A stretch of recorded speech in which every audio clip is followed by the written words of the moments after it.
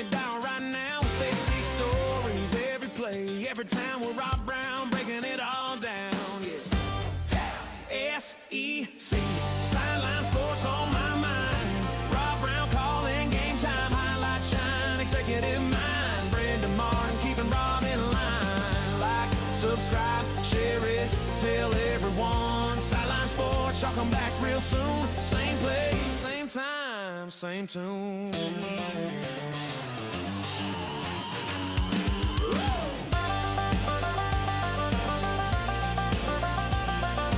Fan is fired up this morning for Mr. Finebaum, who's joining us today, Robert, and we shouldn't waste too much time. He is in our green room. All right, I'm ready to get going, man. It is a great morning, February 20th, 2026. I'll be heading over to Calvary Episcopal Church in Memphis for the waffle shop for the Lenten lunches. I'm excited about that. Paul Finebaum, I'm going to tell you what, man, I'm so proud. He's a Memphian. We're proud of him. Back in Birmingham, you watch him every day. And I'm going to tell you what, he gets everybody in line. We talk about alignment. The SEC marching orders are, how do we take back over college football? How do we get this thing back to where, the SEC is celebrating national championships? Do us a favor. Take a picture with your phone of the QR codes. We're streaming live on 8 channels of Facebook, Twitter, and YouTube. Share it, like it, subscribe. That is how you do it. Executive producer Brendan Martin making it all happen. So, hey, watching us now, let's welcome aboard Paul Finebaum and get this thing started, because, Paul, you watching the show, I get to see it every day, or I'm out driving. I've got the Wes Neighbors app on my phone from Huntsville. We had Wes on last week. Wes holds the record. If you ever talk to him, he drank 30 beers at a rush party back in the day and was still standing. That's a tough man. That's a very tough man. But, Paul, how excited are you to be back in Birmingham, where it all began? Really, it began in Shreveport, but thanks for joining us. Well, it really began in Memphis, where I was born. But, yeah, it's great. I came back last summer. I didn't really transition fully until the fall. Sometimes things are complicated when you work for a big company. But I'm really thrilled to be here. And it always felt odd to me for nearly 13 years to be sitting there talking about the Southeastern Conference in the suburbs of Charlotte, North Carolina, right down the street from the ACC headquarters. So I am now located literally, Greg Sankey could throw a football through his window into our studio. I'm that close. I love it. I met back in June of 21 up at the club in Birmingham on the Mountain. Audrey and my wife and I went down there for David Housel's book signing. That's where we met Bob Lockamy. That's one of my favorite people. He loves you. And it was sad, though, at that time. I remember he was picking you up at the airport when your mentor, Bill Lumpkin, passed away. Paul, I grew up, and so did Frank, and so did Brendan, with his dad, Buddy, of course, reading the great writers. I really wish he'd still write. I mean, I miss you know how to get people, you know what, agree or disagree. When we read, we're a better country. Yeah, people interview me every once in a while, and they say, like, what do you think your greatest accomplishment was? And I really think it was as a writer. And I loved it. I thought I was probably best at it. And by the way, there's always time to return. The way my career is, and the way the SEC is going, affecting my career, if the Big Ten wins again, I'll be writing for anybody that will take me. I don't think I can bear to go through this again. Well, Frank, jump in here with Paul Finebaum. I love your honesty about that, man. Don't tell me, Paul, you're going to the Bloomington Times. Please don't tell me that. Well, Frank, I made the statement last year. I was doing an interview with Netflix, and I said, if the Big Ten wins, I will leave the country. By the way, I'm still planning on it. I just was waiting for the weather to get a little bit better. But it is... And again, I want to make this very, very clear. One of my heroes and mentors as a writer was Buddy Martin, somebody you guys may have heard of here. Yeah. And if Buddy Martin had been a better sports editor up in New York or in Denver and hired me as opposed to continually rejecting my resumes, I probably would have become the next Woody Page or Skip Bayless, and forgotten this idiotic world of talk radio and TV, because I really wanted to be a big time writer, but I know he cringes every time I say this, but I cannot tell you how many times I sent my resume to Buddy, and I can't tell you how many times I did. He didn't even bother saying, we appreciate your interest. We will check with you. He just rejected. Yeah, he was tough. I've heard a lot of stories like that, Paul. And you were on with us several months ago, and you said something. I've heard a lot of nice things about my dad. We're very close. And you said one of the favorite things best compliments I've ever heard. You said, when I walked into a press box, everyone was sitting around, and Buddy Martin would be holding court, and he was a titan. You called him a titan. And I just said, wow, that is really, never heard anyone describe him quite like that. And I that's the best way to describe in our industry. And Brendan, he commanded the stage at the biggest and the most important places, and that was one of my favorite things. And I know I'm going to sound like I'm preparing my farewell speech here, but I would go to the Masters, and there was Buddy and Edwin Pope from Miami and Furman Bisher and all these great writers, and that's what I wanted to be. I tried to dress like them, act like them. And I was just a young guy. They all get away, kid. Get me coffee, get me a pimento cheese sandwich. But that's all I ever wanted to be. I never wanted to go into this.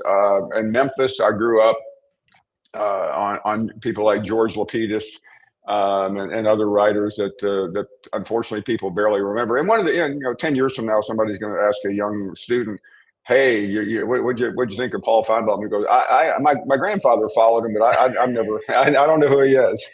That's just the way it goes. Well, Paul, the thing about it, I remember when you first started, Housel was letting me work in the press box, fall of '82. And you had the English Derby hat that you used to wear. Remember that? And you'd come from the Alabama-Penn State game in Birmingham. They'd lost, I think, 42-21. Mm-hmm. And you were mixing it up with all the writers. I couldn't take it. I did 5 weeks of that. You can't cheer, and that's tough to be in the press box. But one thing, and Doug Dean from Birmingham's in here with us now. One other question: when you look at there were days when writers were prohibited. I know in Memphis, I don't think they let George Lapidus, Ron Higgins, Mike Fleming, any of those guys be on radio and then started doing it. That's what's made you.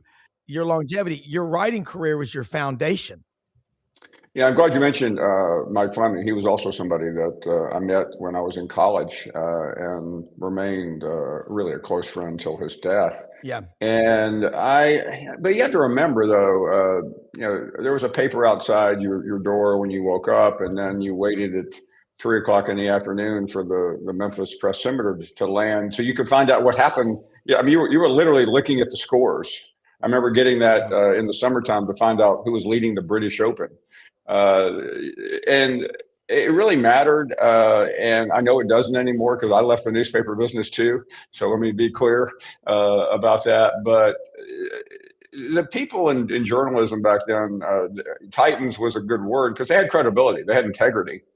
And today it's just all different. Everything changes over time.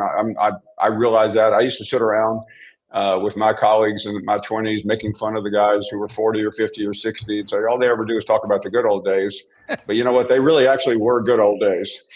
But those elder statesmen like Buddy, that's the cool thing about having these writers and their ability to tell stories is stories hold up over time. And it's around that communal, fireside, if you will, that they tell those stories. Buddy, Paul, I wanted to ask you, talking about getting ready for this season, we've already addressed the 800-pound gorilla in the room, the fact that the Big Ten has won 3 natties. I'm sitting here in my Washington Nationals attire. I'm getting ready to call spring training here. And every spring, whether it's baseball or football for college football, hope springs eternal in the springtime. What do you see as we all go into spring ball in the SEC? Where do you see the work that needs to be put in to change this narrative, to get back to winning the national championship for our teams that really do have a chance of winning it? Well, I think it's pretty simple. And I know a lot of people, the easy answer for the last 3 years, people bring up Nick Saban. I have a different name. I'm blaming it on one person, Kirby Smart. Because Kirby Smart should have won the national championship in 23. He had the best team in the country. He came down to one play against Alabama, and they didn't convert, or they fumbled a couple of series earlier, which put them in a hole. And had Georgia won that game, they would have won the national championship. They would have won three-peat, and this nonsensical conversation would have ended. And really, the next 2 years, his teams were playing really well, and they the game against Notre Dame still haunts Georgia because of all the situations that Gunnar Stockton really wasn't prepared for. There was about 20 seconds in that at the end of the second half and the beginning of the end of the first half and the beginning of the second half that blew the game for them. And this year they should have not lost to Ole Miss, but they did. So I think that's really part of the problem. Back to your question about this coming season, I think Georgia and Texas are the same two teams. They are the best teams on paper. Nobody looks better than Texas with the Cam Coleman, the Hollywood Smathers addition. I mean, those are powerful. And Arch Manning in August of 26 will not be the same Arch Manning that went to Columbus last year. Yeah. Doug? Paul, guys, good morning. Paul, it's great to have you on the show. And it won't surprise Paul Finebaum that a guy in Birmingham who's a little longer in the tooth than I wish remembers the Vickers days of the Finebaum show, the great production by some of the chances y'all would take as with Pat Smith as producer. And just a couple of your reflections of either something wild in those days, and I'm talking decades ago, or something interesting. And if you could pass on the Harvey Updike episode, which is so well documented. A couple of vignettes. Yeah, no, there was one that I'll never forget. We had a guy who would call in every day. And I'll be careful how I put this because I think some of these people are still alive. And he would start off talking about whatever, it didn't matter, 4 minutes. And then he would immediately shift into gear and go, hey, do you know that so-and-so is still blanking so-and-so? Oh. And you can put an expletive in there that's in every locker room and every coffee shop in America, but you don't say it on the radio. And it was two TV personalities. It was a female and a male that happened to work at the same station.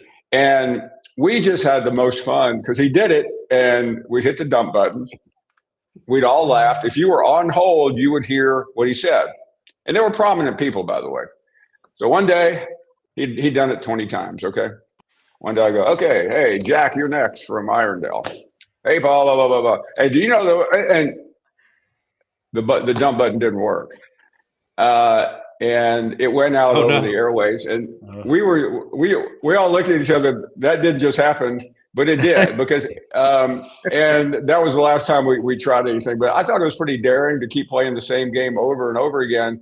And then the city of Birmingham found out that these two anchors at a local TV station apparently were engaged.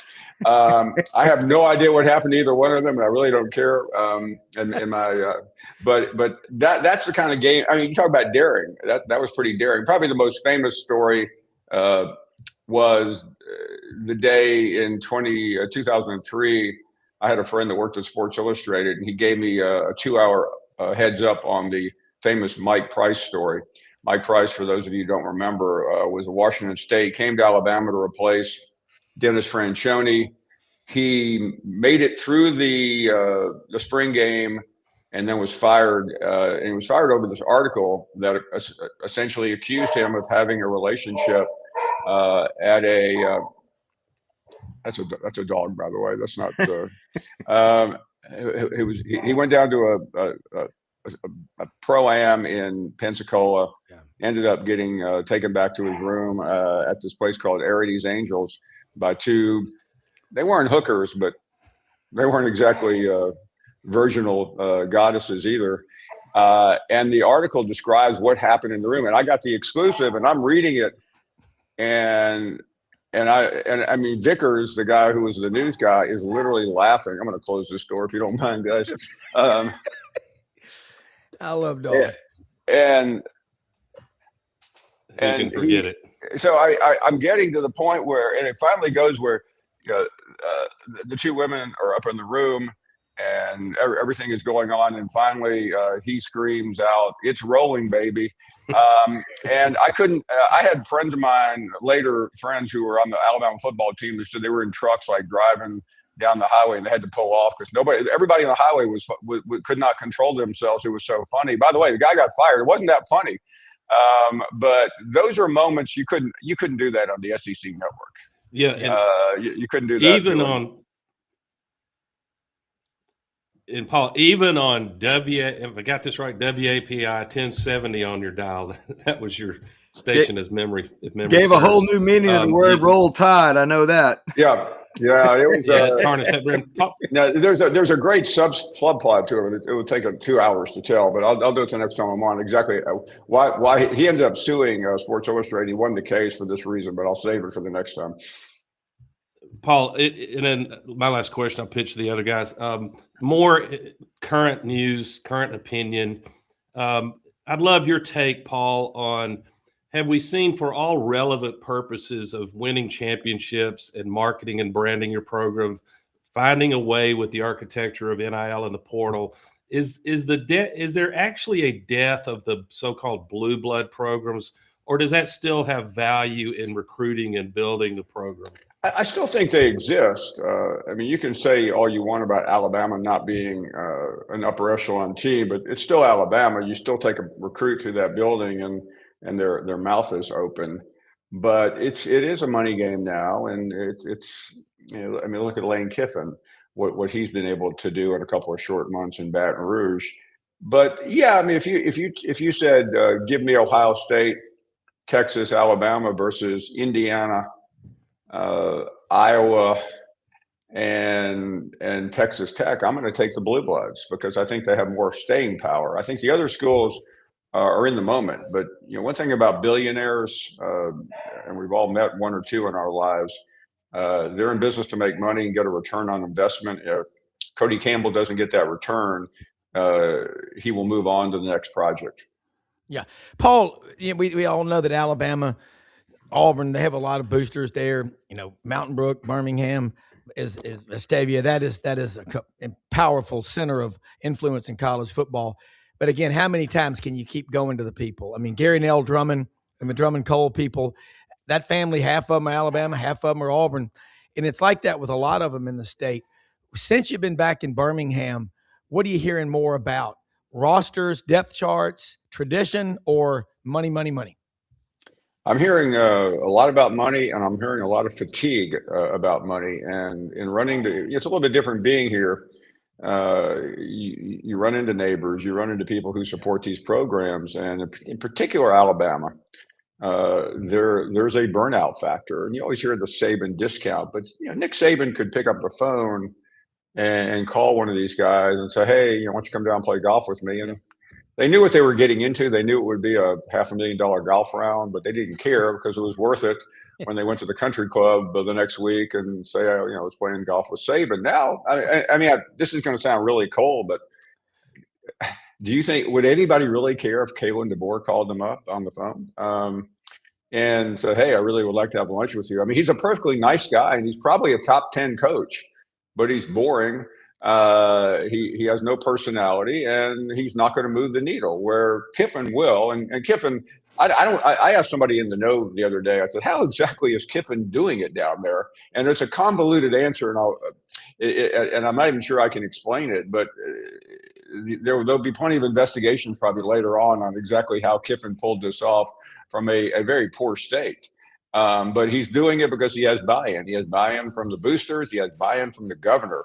And that really matters in a state like Louisiana, when one man, Jeff Landry, who railed against all this money about Brian Kelly, is now probably the most important booster alive for the LSU football program. Frank? Paul is a lifelong LSU Tiger fan. I can tell you there has never been excitement and anticipation like it's coming up right now. And I will also tell you, I go back to Coach Charlie Mack, who was a hardworking guy. He's a grinder. He was a lifer. I've never seen an LSU coach work harder in his first 2.5 months being on the job than I've seen with Lane Kiffin. The guy does work hard. Yes, he's into a lot of different things, but I'm telling you, lack of effort is not it. And if you give lack of effort for LSU and your heart's in it, which I think it is, you should have seen him at Mardi Gras last week.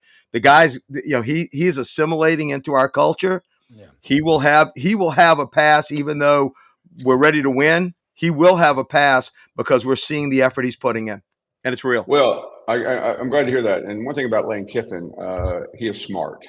He's analytical. He knows how to push the levers. I mean, personality wise, he's pretty weird. I'll be honest with you. I mean, he's not somebody that you go. I mean, he's awkward. he is awkward. He's an introvert, but he understands football and he understands what makes it work. And he's very smart when it comes to manipulating the media. Yes, you heard me correctly. Yeah. Paul, if you had, as we've chided Duffy, if Nick Saban was arguably the Darth Vader, if you must have one in college football, especially the SEC, and he did so, he earned that not through being a mean-spirited guy, but by just kicking everybody's butt and winning a lot of games. Is it fair to say that Lane Kiffin, for now at least, assumes that Darth Vader persona? No doubt. And he's the most talked about personality in college football. And I think it will even intensify. Right now, things are, we're on the dark side of the moon with college football. But when spring comes and summer, there'll be books out about Lane Kiffin. There'll be countless articles. I doubt sincerely that anything new will come out about him, because I don't think there's really all that much about him that we don't know. But he is fascinating, and living in that third rail of sports, where it's one thing to talk about it on the SEC network, but when you go to ESPN, the oxygen shrinks. Lane Kiffin is one of those 4 or 5 topics that will always get on ESPN. Paul, when you look, you have a chance to be on a lot of different shows nationally. So again, you step outside the SEC. Everything that happens here, there's reverberations. I call it the tectonic plate theory. The Pac 8.5, whatever it is, the Big 12, the ACC. So Jim Phillips, commissioner of the ACC, are he and Sankey, do they do anything together? And would it be healthy for college sports if the ACC just collapsed? Because they held on. Ellis Johnson made a great point on our show. 800 SAT score. They wouldn't let go of that. And Chapel Hill, basketball first over football. Yeah, I mean, I think Sankey gets along with all these guys, but the bottom line is Sankey really doesn't need them. And he made this deal with the Big Ten a couple of years ago, primarily I think it was more about money than anything else. Money, and they basically just formed the biggest lobbying firm in college athletics, where they move together, they control, and they don't even get along. The ACC, I think, ultimately will go away. As we know it, the top 4 schools, and who are they? Miami, Florida State, certainly North Carolina, and then it's a debate about who would be the next most valuable one. But they are going at some point, probably 2030 in that range, when that contract starts unwinding. There'll be a free for all. And I had somebody call me the other day and say, "Well, man, don't you think the SEC and the Big Ten ought to have 30 schools?" No, I don't. They can barely hold on to what they have now. I think both would add maybe 2, but every time you add a school, you have to split that money up. It makes it more complicated from a scheduling standpoint.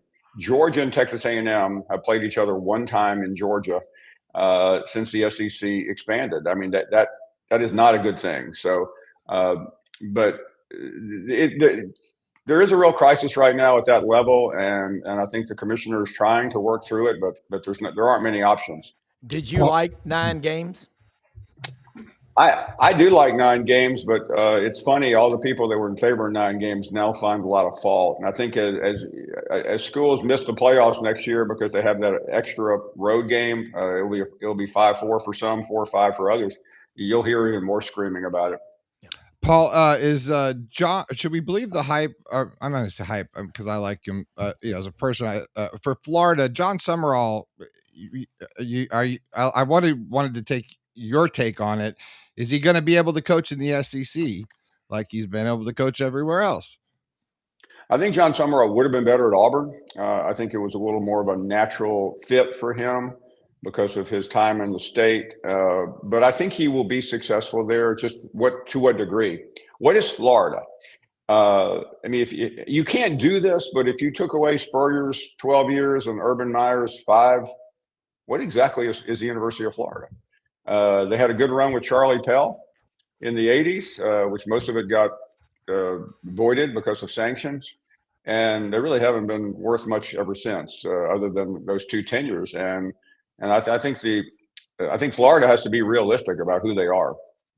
They're not Alabama. They're not Georgia. Yeah, Paul, I've branded humorously branded the 3rd Saturday in September. Florida comes to Jordan-Hare Stadium, the Regret Bowl. It's just one game. It will not tell the future of either program, and I think we may see that both programs hired a solid coach. But Golish versus who was, I think Summerall was all but hired at Auburn. I don't know if your sources would validate that, Paul, but and that may have been missteps. So sometimes you make a mistake. If you're John Cohen, the mistake may end up working out to Auburn's benefit. I'm not saying Summerall's not a great coach, but it's all about fit. Yeah. It is, and yeah, I think he was about a second away from getting that job until John Cohen decided to play games and they blew up in his face. But Golish is still a good coach, and I feel Auburn fans right now need to win. It's been 5 straight years of non-winning seasons. I mean, that's absurd. Yeah. So I think there is buy-in. I mean, I hear a lot more enthusiasm living in Birmingham right now toward Auburn than I do Alabama. Well, a lot of upsides, certainly. You said something the other day on the show about the Iron Bowl rivalry. Someone was asking about Texas, Oklahoma, how big that one is. And I agree with you. Auburn's got to do their part. A rivalry, but you think about Steve Spurrier. He was 11-1 against Georgia, 11-1 against LSU. But this one is the most inexcusable because this is a tough battle. The worst coach in Auburn history followed by the worst coach in Auburn history.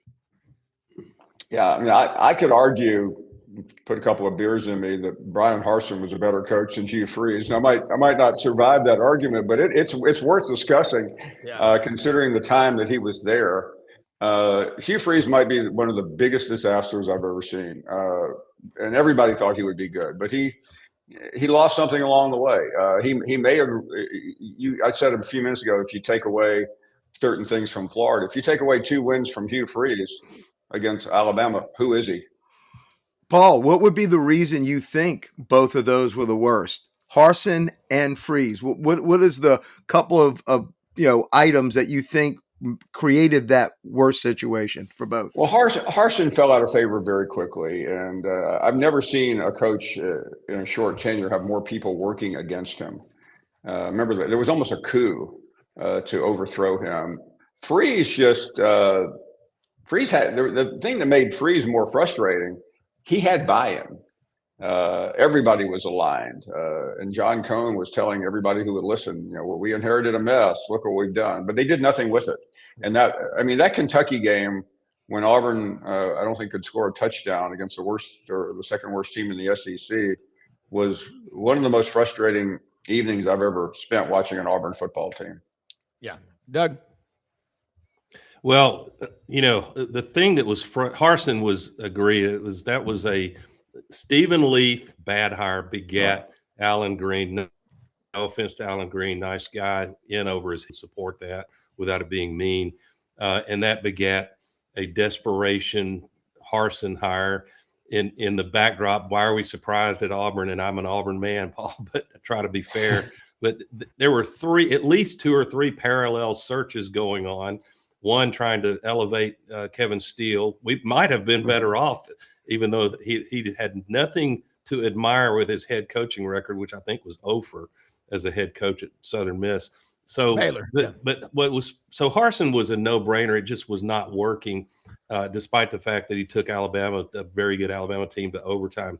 But Freeze, out of the gate, he's dominating the state of Alabama in recruiting, and you can't help but think, rosy optimists that we fans tend to be, we're getting somewhere here. This is going to really look good. It turns out he never, to your point, Paul, he never was an elite coach. We had confirmation bias going on far and wide in Lee County, Alabama. And, I think that the positive side, I'm not going to let myself be a rosy optimist, even with Golish, but there are a few signs that are encouraging. One of which is he does not play golf, Paul. He's a admitted workaholic. That reminds me of someone in Tuscaloosa a few years ago. And he has a singular focus about process and detail. So hope springs eternal on the plains. Just pray he doesn't put a wine cellar in anywhere near his house. And by the way, Paul, that speaks to my train wreck of Brian Kelly. When the Harsin and the Freeze disasters were going on, I think we actually had a worse one for the expectations of what the winningest coach in college football could have done. Where did you see that thing going off the track? Because that was that Texas A&M game. I was in Tiger Stadium for that. You could almost hear the guttural buzz that was going on. No wonder we got a buyout before the second half kicked off. No, I think you're right, Frank. It's inescapable how bad that turned out to be. But that was one of those simply it just never fit. It never felt right, and he never did one thing to make it right. Paul, one of the things I love about you is your honesty. And people ask you, and I've seen you speak it a lot. You're great at it. I like what you said about Freeze, confirmation bias, the 2 wins over Alabama.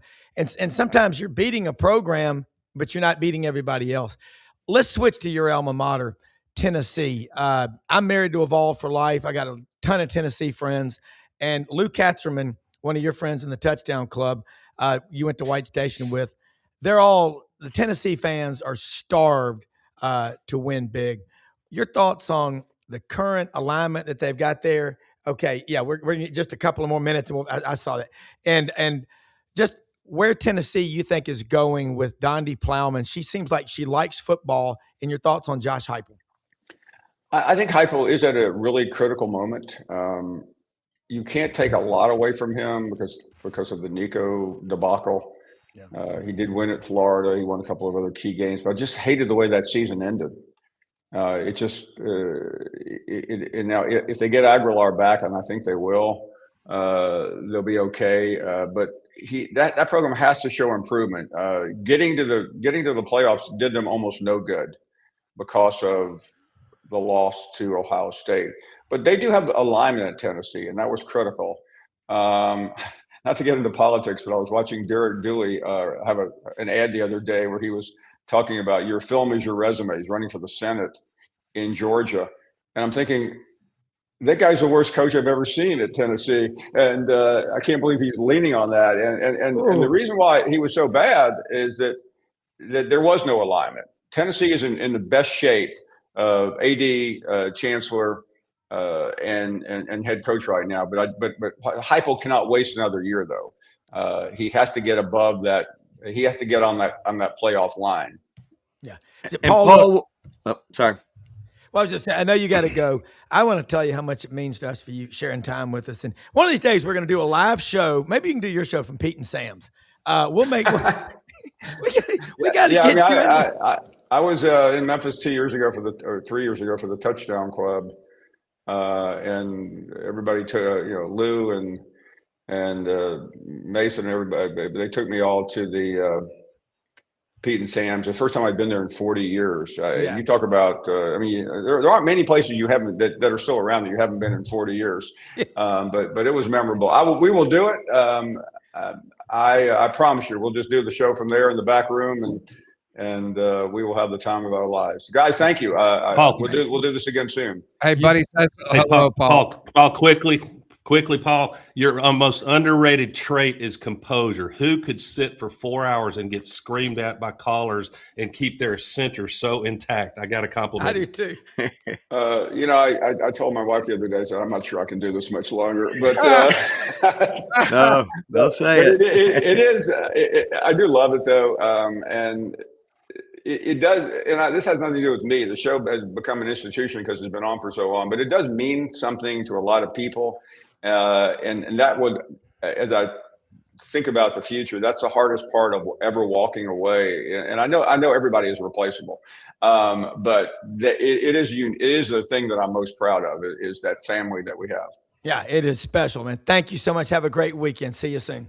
See you guys. Be well, Thank you Paul. very much. Paul. Thanks, But, Paul. guys, I tell you what, man, he's right about it. I mean, every day, and it is like therapy to get on there and listen to the different fans of different schools. But it's about way more than football. We know that. And Yeah.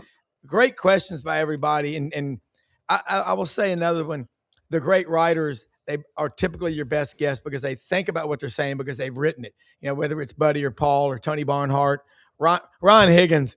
Ron Higgins could do. I mean, he's a little bit of Letterman in him. You know, that's what I love about him. No doubt. No And- doubt. And there- what he there was saw growing up as a young man and a Yeah. kid. I mean, Yeah. just on that segment alone. What I was going to bring up to Paul was the Tennessee thing was what if, and it was really razor sharp. What if Tennessee hosts that playoff game? Because there was a lot of consternation of how Ohio State got to host that 8-9? Whatever it was 7, whatever it is, the numbers. Yeah. That to me could have been huge. If Tennessee hosts that game, I think you have a much different outcome. And if that happens, where does that spin it to where you don't have them losing their quarterback and you do have Heupel in? I mean, it could have been amazing. Am I clapping or is that a timeout? Yeah, no good. All right, so I got a real quick, Doug. I'm going to ask this one to both of y'all. You mentioned about that Tennessee game. I think what was going on, this is just my opinion, in the locker room, the build up to that playoff game, I think the Nico thing had blown up and guys were going, wait a minute, he's getting this and that. And I think they went in there a deflated team to the shoe. And that was the number 3 or 4 team in the Big Ten getting to host Tennessee. Yes. Yeah. You put that game, look, when that first note comes out, that ominous, that scary, almost like Bill Monroe or Doc Watson's bluegrass voice, you know, high up on Rocky Top. And then that T forms. I was up there with my wife the game 3 years ago. I mean, she was in tears. I mean, that's her connection to her dad and her family. I mean, those people, that is special. And I think it would have been different had it been in Neyland. Doug, quickly. I sound like Mort Kondracki on that old TV show. Well, what I was going to say, and I mean, I think opinions will vary, putting it mildly, and with fierce emotion in these parts. When you mention the name Paul Finebaum, and you know, and that's in a way that's a left-handed compliment to Paul, that he's in the business of entertainment, and if you write opinions that, well, I'm not sure what's really going to happen, no one's going to read it. You have to take a position. He's not afraid to do that. But I miss Paul's writing back in the Birmingham Post-Herald days. But when, you know, it was almost parallel to how the journey I went through, and Brenda will love this, with Coach Spurrier. You know, I sort of disliked and didn't understand Spurrier before I became a dadgum Steve Spurrier fan. I mean, big fan. I really like the guy a lot more than Meyer. Nothing against Urban Meyer. All he did was win a lot at Florida. But Paul, I felt the same way about Paul. At first, he was out of step with the genteel, you know what I'm talking about, guys, style of writing, classy, respect. He was a flamethrower and built a brand doing it. But he was overall, if you measure over 5 or 6 years with Auburn and Alabama in particular, which is how he made his money at the Post-Herald, he would spread the hate around. Yeah. Like if you were down, he would kick you, but usually he wasn't just a shill for the Crimson Tide for the most and part. he has relationships with so many people. I mean, he and Coach Dye took him under his wing and showed him a lot of things behind the scene, and they had a special relationship. And as night, Paul just texted me and said he had a blast and looked forward to coming on again. And that's a compliment to all y'all, and especially Brendan and him talking about Buddy. But Buddy, I watched Buddy for years on the Finebaum show. And I'm like, I got to get this guy on my show. And then I got him on, and here we are. It's just, everything's relationships. I'm going to throw something at y'all too. I see some comments from my friend David Baker on here. And Dave's a Memphis fan and a Tennessee and South Carolina and Mississippi State, wherever he's got kids in college. But he's right about this fatigue. We've got to be careful of, you know, everywhere you go, the football team, the basketball team, the baseball team, it matters. It's personal. Okay, it's localized, and I'm with Dave. I don't want to get to the point. We better be very careful because look what's about to happen in Major League Baseball. Dudley Dawson said on this show, Inside Arkansas, Wednesday morning, we're on the verge of a lockout. We don't want to have this happen in college sports where schools just throw in the towel. Frank, who would have given up on Tulane a few years ago before Iron Man Willie Fritz came in? Doug, UAB is the largest employer in the city of Birmingham, and I believe the state of Alabama. We better be, and I'm talking D1, D2, D3.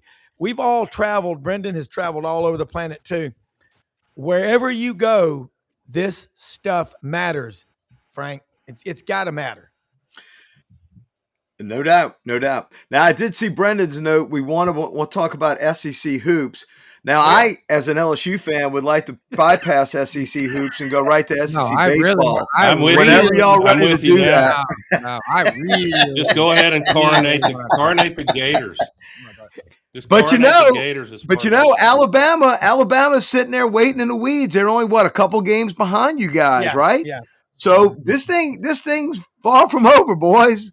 And look, I do think Florida's going to steamroll Ole Miss, and look, Alabama's going to beat us like a rented mule. But this thing ain't over with yet.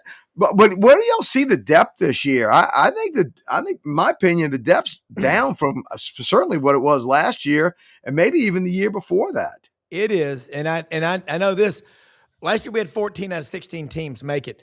This year, Joe Lunardi is talking maybe 10 or 11. He thinks you're going to have Florida playing for the national championship, and I don't think he said Arizona, but he's got Florida winning again. I won't be surprised at that. Doug Dean, you watch this conference.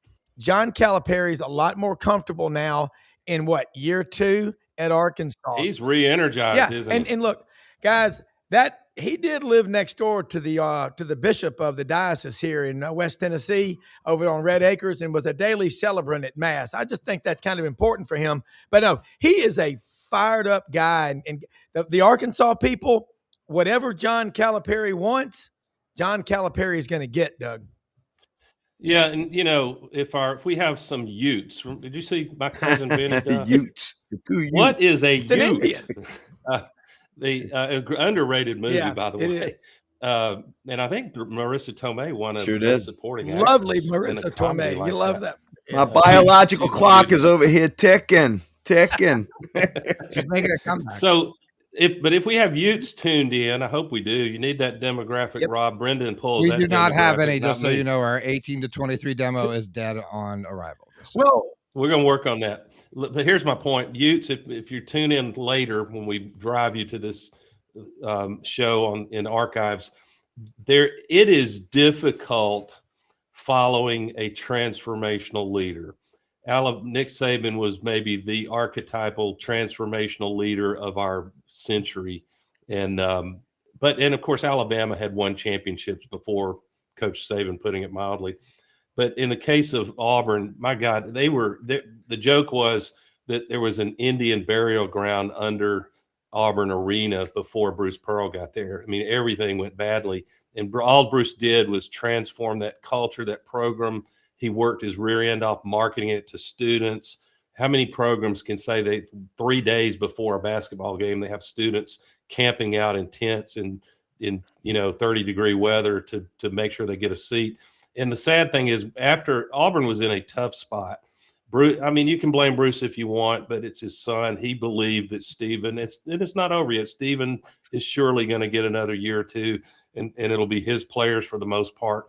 But, if Auburn, you're kind of damned if you do and damned if you don't. If you let Stephen Pearl have the shot without any head coaching experience, maybe you get continuity and you get this Bruce Pearl still active and engaged with the program, which helps branding and maybe recruiting. But if you go the other direction and hire a proven head coach, then that probably also blows up the continuity you had. And so I think maybe this Auburn program was headed for a rocky time this year, almost no matter what. But for five game losing skid now, Auburn is is squarely on the bubble, and that's tough to see given what Bruce making two Final Fours. Well, and the But problem, Doug, I think you're right. He had to go that route. They had to have Steven. They had to try and see if they could keep that thing rolling. But look, we all know in entertainment, what's the two things you don't want to follow? Kids and animals when you're an entertainment act. Yeah. What do you don't want to follow when you're a coach? A great coach. Yeah. And Bruce is just like Saban, Bruce is a great coach, even if it's your own kid. You got to give this guy time. I think he obviously has sat at his dad's feet.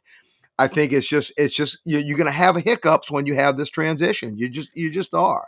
And Auburn's got a great program. I think you have to try. I just watched so much of this happen after Meyer leaves Florida. It's just like, how long do you hang on? Dan Mullen, how long do you hang on? You go through these guys. It is emotional as a fan. I swear to God, when you go over a decade, you think, this was just Gaines Vegas around here. Like, like what the hell? Like, how you think we can't lose? We can't lose. And then you're like, how in the hell did this happen? It is really, and I know we've had a lot of change transfers for NIL, I'm just saying, like, I get it, what you're saying, Frank. It's difficult. I mean, when you are, guys, Matt Dean and John Hartwell were on yesterday with us. Matt said, it's not that easy to move 18 inches to the left to become the head coach. And I think Doug and I talked about it. You'd like to have seen Steven go out, get 4 or 5 years experience. Flip it over to Todd Golden. I talked to Franz Beard, a basketballologist, along with Kevin Skarbinski, the two writers that write with as much urgency about college basketball as they do college football. That's hard to find. But you go back and you look at that. Todd Golden was 16 and 17 his first year at Florida. It takes time to learn how to be a head coach. And Todd had been the coach at University of San Francisco, the Dons, before he came down here. Guys, Rob, but look, that's Mike White at Georgia, and the difference in him and Todd Golden who was at Georgia's head coach, and who came from from Florida. I think those are very good I guess example of what you were just trying to say, is that he's a great coach, but does he have that extra gear? No, he doesn't. He doesn't have that swagger in that sense, where you're what Doug was just saying, the Steve Spurrier in him. That is something special to be able to, what is it? The triple threat, you can act, sing, dance, whatever. Like, that to me is so important. I think it's a great point Doug made earlier about, it is true. And, some of these basketball, especially, I think your guest on maybe yesterday's show, Rob, helped me with his name. Matt Dean. Yeah, Matt. He's outstanding, especially in basketball. Interim head coach, by the way. Yeah.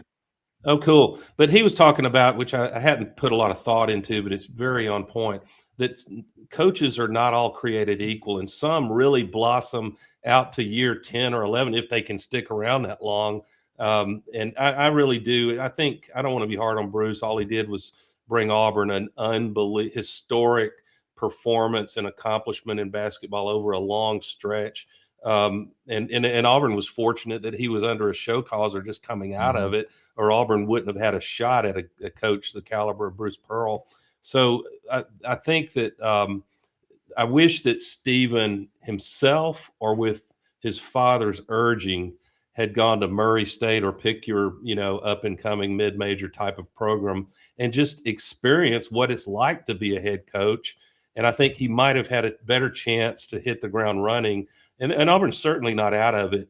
What's maddening to Auburn fans is, with all due respect to my friend Brendan, how does Auburn look that good in Gainesville in a quad one win, and then look that bad against Mississippi State on the road? That time of year, time when the game was played. I think, Doug. That's probably this. And look, Florida had, like any other team, you got to gel, right? I don't start paying attention until about January 1st, January 5th. So. Well, the real thing, if you go back a year ago when Florida went on the road and beat number 1 Auburn in Auburn, February the 8th, they changed and never looked back. This year they went on the road February 7th and won at Texas A&M 86-67 in a tough physical game. And Doug, you and Brendan and Frank all know this, the psychology of sports. I think I read where Steve Spurrier would have a sports psychologist he would talk to about how do I constantly keep getting better. He is so driven. I think he's almost 80 years old, but look at his restaurant. Maury Gaston and some friends of ours went down to that restaurant on the way to Orlando last year, back in the fall, actually. What? Yeah, and they went to Spurrier? Spurrier's Gridiron Grill. Not in Orlando. It's in Gainesville. No, it's in Gainesville. They were on the way to Orlando, so they spent the night in Gainesville just to go to that restaurant. Oh, yeah. And they said that the attention to detail in there, I mean, it's like the salt and pepper shakers, the bathrooms, everything. And there was actually a meeting of 19 Gator boosters upstairs. That was the night they put the buyout together. Goodbye, Billy. Do you know what the upstairs is called? They put it upstairs, outdoor patio bar. It's beautiful. The visor? Visors. Yeah, oh, that's visors, cool. yeah. Very Yeah. cool. Yeah, I mean, we need to go down there and do one of our Friday Oh, shows down there. That would be so badass. I think that would be fun. Well, guys, I'm only 2 hours away, so whenever y'all wanted to come on, let's go. I'll run on up from Palm Beach. Hey, Duff, Duff. There's a storm of brewing when LSU comes to Jordan Hare Stadium. Yeah. No, I think I'd certainly pick LSU in that game, but you got to come by the Lake House. I'm fired up. We're gonna have always a fun time, buddy. Thank you for the invite. I'm bringing everything that ever ran, flew, swam, or crawled. We're going to cook it. Hey, Brad Bellamy, general manager, LandersFordMemphis.com. By the way, I was at the CBHS Ducks Unlimited dinner last night out at the DU headquarters. Saw our friend Kenny Myers. He is, since 1984, been in the car business, loves working with you. He might be one of the most respected and loved alumni in CBHS history. And but anyway, tell us what's going on at Landers and then jump in this conversation.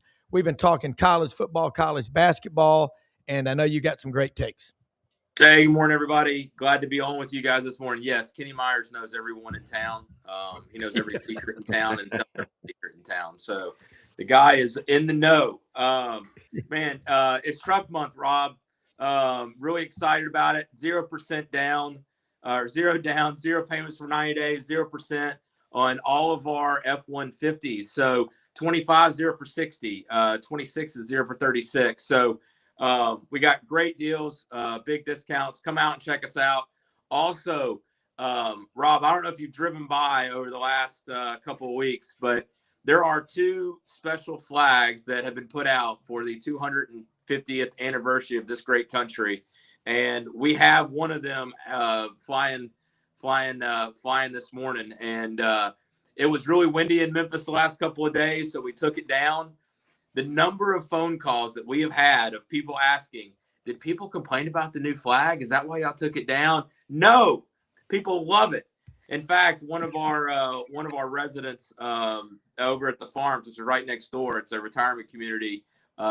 He told me that during their Valentine's Day dinner, the topic of the retirement community was the new flag at Landers Ford. So Love it. Come out. We got it flying. Check us out. When it's really windy, guys, if it's not up, it's because we don't want it to rip. So, but yeah, man, we're really excited about the programs for Truck Month. Rebates on Ranger, rebates on Maverick, Super Duty, and then we got up to $9,000 off on 25 Explorers. We move the rest of those out. So come check us out. It's going to be a beautiful weekend. Also tonight, for anybody that didn't already have plans, Carnival Education Foundation, we're having our big gala event. It's called Denim and Diamonds. Yep. Over at Mallard's Croft off by Halia. Yeah. We got the Neon Mooners, which is an 80s and 90s country cover band. They're going to play. Dusty Wally works at Bank, Tennessee, one of our board members. Unbelievable cook, wins barbecue competitions. He's doing a special Louisiana meal tonight. We got some gumbo. We got some fish, all in honor of Frank. Thank you. With it being Mardi Gras week, it being Friday, perfect time to have a little Cajun dinner.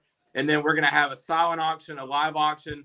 I'm going to be the auctioneer, so I will probably say something inappropriate because I got scolded last year for talking about how the straight from the barrel Blantons that we had on auction was hotter than a hoochie coochie on the Chattahoochee. So bringing a little Alan Jackson 80s 90s country into the mix. Absolutely. Hey, Brad, inquiring minds must know, what does Brad Bellamy drive? Like, you drive a bunch, you drive them all, don't you? As long as there's a Ford logo on. I mean, so my wife has a Bronco, and then I drive a Mustang Mach-E. So I felt like it was super important when I came on the retail side, when everybody was asking all these questions about EV and what was it like, what was the experience like, range, anxiety, charging, that the only way I could really speak to it well was to actually have one. So that's been my vehicle that I've had for the last 3.5 years. My lease is due in the summer, and so I haven't decided yet what I'm going to get into next because man, it's sure nice not to have to go to the gas station. I mean, I haven't had to pay for a tank of gas in 3.5 years in that vehicle, and it's a beautiful thing. As I tell our customers, my biggest issue is every time I go to the gas station when I remember to clean out my trash. And so with not going to the gas station, my little left door console has a tendency to fill up with crap. Then my wife says, "Can you please throw away your trash?" So I'm working on it. There's all those Instagram videos of all these different things about husbands and wives, and it's amazing how all of us live the same life. Yeah, all of us do. If it's not on the calendar, it doesn't actually exist or happen. So I don't know if you guys experience that, but that's a affliction. I actually do not experience that. I would like you to know that I don't have that problem. So there you go. Well, the rest of us do. The rest of us do. Honey, what? Oh, I got the other day. The snow was so bad, my wife needed to borrow my truck to get to work because it's got the 4-wheel drive on the Ford F-150. And I went out there and I said, "Oh, well, hold on a second." I had 17 ducks in the back from the hunt the day before. And I was like, "You don't want to get pulled over and try and explain that when to the Arkansas Game and Fish Commission, the finest people in America. I love y'all. I can count too." Hey, look, guys, we're about out of time. Frank and Doug, great questions. And also Brendan, incredible producing. And Brad, just last, I'm going to tell you something, man. I love having y'all as a sponsor. And folks, get out there, ask for Brad Bellamy. Just get started with him. Make it easy on yourself and just go out today to Landers, the biggest flag on the planet. Is that the farms at Bailey Station? It is. Yeah, I sold a few bonds on that when Duncan Williams was involved in that. That was a great project. Yeah, nice place. Tremendous advocates of ours. We've talked about it before. We offer complimentary pickup and delivery, and so even a lot of non-Fords we pick up from over there and bring it to our quick lane and take care of their maintenance on their vehicles. So they became great friends of ours here. And it one of the cool stories for me is there's a 90-year-old man named Jack Thomas. He taught at Harding University or went to college. Did not have him as a professor. One day he walked in, introduced himself. We started talking. And he's became a dear friend now and one of our biggest advocates. And just finding out the affiliation between, my alma mater and where he taught for 30 plus years. So it's a blessing to have them nearby.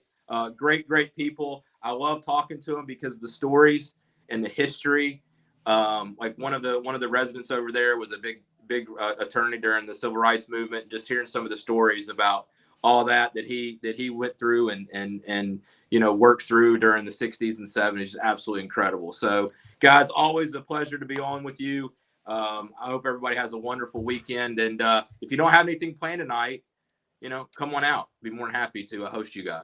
I'd love to hear that 80s and 90s cover. But hey, Brad, my client, Frank Duffy, has name, image, and likeness value. If you could see your way clear to put him in an F-150, the cool. I do have the second inning open. I can put an endorser on. In fact, if I may, I need to practice one quick thing. What a beautiful day for baseball. Good afternoon and welcome to Cacti Park of the Palm Beaches, the spring training home of your Houston Astros. I love it. Today's game features the visiting St. Louis Cardinals and your Houston Astros. Hey, by the way, I'm not giving up my day gig, but I love doing PA announcing for baseball. Can you send me some autographed merch or something like that? I mean, that's got to go for dollars and dollars in the auction. We'll do it. That voice. We'll do it. Hey, man, most often we see the face of Christ in the least among us. We're the blessed people, greatest country in the world. Thanks, everybody, for watching. See you Monday. Same tune.